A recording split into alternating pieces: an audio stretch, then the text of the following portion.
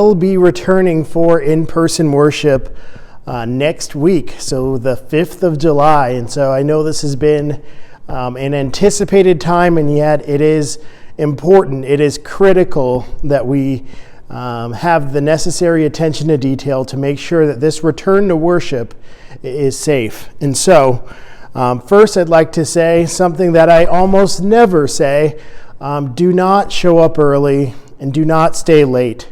The service time will be shortened. It'll be between about 35 to 45 minutes, knowing that the longer that we are in here in this sanctuary together, the longer there is a risk for spreading COVID-19.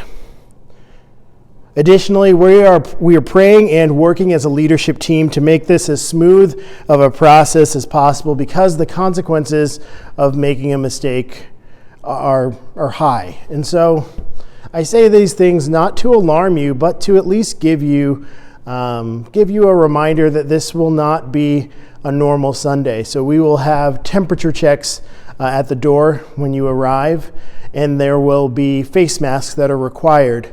Additionally, we will not be having congregational singing. So I know that is disappointing to some of you, but our praise team will be leading us in songs. But once again, I rarely say this, but you will not be singing along. So, additionally, I'd like to add, if you feel unsafe attending in-person worship, no matter what your position may be in the church, even if you feel like you have some sort of responsibility, stay home. And that's something to just honor and reinforce this idea that your safety is a priority. Also, if you have pre-existing conditions, and I will add, if you're over the age of 70, repeating what I've heard from the CDC, stay home. You can always use your best judgment, and if it's worth the risk, but I encourage you to stay home. Additionally, when you arrive next week, please park in the front parking lot near Musing and enter through the main front entrance doors. There will be someone available, like I said earlier, to take your temperature, and if you don't have a face mask, there will be one provided for you. Additionally, we will have folks at the door providing hand sanitizer, and also a portable, disposable communion cup that you will carry with you. So we encourage you to bring your own communion and to carry your own trash, but if you forget it, you can still take part in this sacrament with portable communion cups that we'll have on hand.